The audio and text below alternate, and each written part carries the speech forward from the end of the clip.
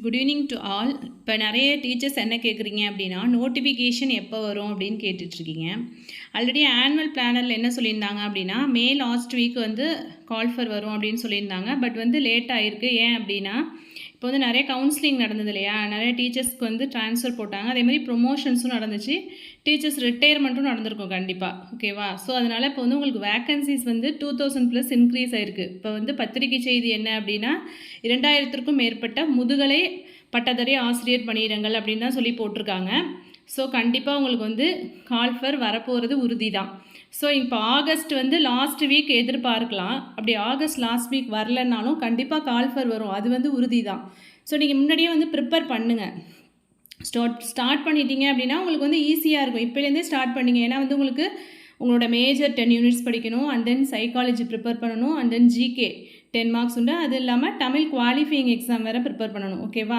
So இப்போ prepare பண்ணிகிட்டே இருந்தீங்க அப்படின்னா நெக்ஸ்ட்டு கால் ஃபர் வந்ததுக்கப்புறம் நீங்கள் ரிவிஷன் பண்ணிங்க அப்படின்னா ரொம்ப நீங்கள் வந்து ஒரு கான்ஃபிடெண்ட்டாக போய் அந்த எக்ஸாம் வந்து அட்டன் பண்ணலாம். ஓகேவா?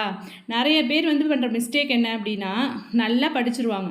படிச்சுட்டு போய் அந்த பதட்டங்கிறது எப்போ வரும் அப்படின்னா, நீங்கள் ஒழுங்காக வந்து ப்ராக்டிஸ் பண்ணலை அப்படின்னா, அதாவது நிறைய டெஸ்ட் எழுதி ப்ராக்டிஸ் பண்ண தான் வந்து உங்களுக்கு என்ன ஆகும் அப்படின்னா, அந்த ஃபியர்லாம் போகும்.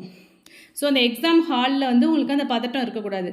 அதுக்கு நீங்கள் என்ன பண்ணணும் அப்படின்னா, நிறைய வந்து டெஸ்ட் எழுதி ப்ராக்டிஸ் பண்ணணும். முன்கூட்டியே வந்து படிக்க ஆரம்பிச்சிடணும். படிக்கும்போது தான் வந்து அந்த பதட்டம் வந்து உங்களுக்கு இருக்காது. நிறைய பேர் என்ன காரணத்தினால படிக்கலை அப்படின்னா, ஒருவேளை சிலபஸ் சேஞ்ச் ஆனிச்சுன்னா என்ன பண்ணுறது, இப்போ படித்தது வேஸ்ட் ஆகிடுமே அப்படிங்கிற ரீசன் கூட இருக்கலாம். சில பேருக்கு என்ன அப்படின்னா, சில மித்ஸ் பரவிட்டு இருக்கு. ஸோ காசு கொடுத்து வாங்குறாங்க அப்படின்னு சொல்லிட்டு. கண்டிப்பாக அதை யார் சொன்னாலும் நீங்கள் நம்பாதீங்க. உங்களை வந்து டீமோட்டிவேட் பண்ணுறதுக்காக சொல்கிறாங்க, அவ்வளோதான். கண்டிப்பாக நான் சொல்லுவேன், நம்பாதீங்க. நீங்கள் படிங்க. படிச்சிங்கன்னா கண்டிப்பாக உங்களோட அச்சீவ் பண்ண முடியும். யார் சொல்கிறதையும் நம்பாதீங்க. ஃபுல் மெரிட் பேசிஸில் மட்டும்தான் வந்து போஸ்டிங் வந்து போட்டுட்ருக்காங்க. அண்ட் தென் சிலபஸை பொறுத்த வரைக்கும் உங்களுக்கு நீங்கள் போய் இப்போ +1 +2 தான் ஹேண்டில் பண்ண போகிறீங்க.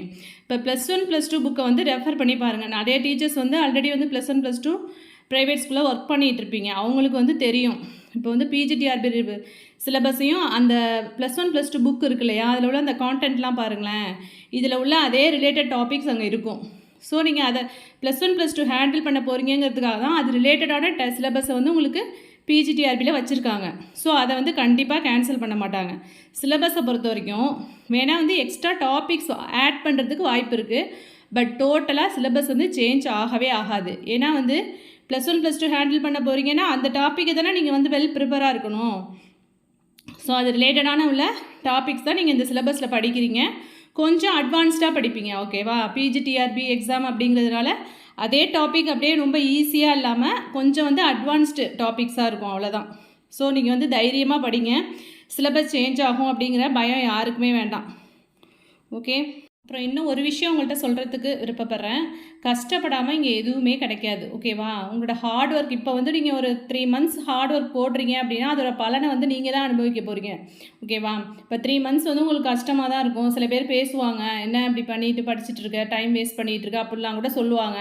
அவங்க சொல்கிறது எதையுமே நீங்கள் காதில் வாங்கிக்காதீங்க. நீங்கள் பாஸ் பண்ணதுக்கப்புறம் அதை அப்படி பேசினவங்களே வந்து உங்களை வந்து பாராட்டுவாங்க. ஓகேவா? உங்களோட கையில் தான் இருக்குது. நீங்கள் தான் முடிவெடுக்கணும். நீங்கள் தான் தைரியமாக எல்லாத்தையும் ஃபேஸ் பண்ணணும். ஸோ உங்களோட வெற்றி வந்து உறுதியாயிடுச்சு அப்படின்னா அதுக்கப்புறம் எல்லாமே மாறிடும். உங்களோட லைஃப் ஸ்டைலே டோட்டலாக சேஞ்ச் ஆகிடும். ஓகேவா? ஸோ இனிமேலும் லேட் பண்ணாதீங்க. This is the correct time to start your studies. Okay? அதனால் எல்லோரும் நல்லா படிங்க. உங்களோட பயணம் வெற்றியடைய வாழ்த்துக்கள். தேங்க்யூ.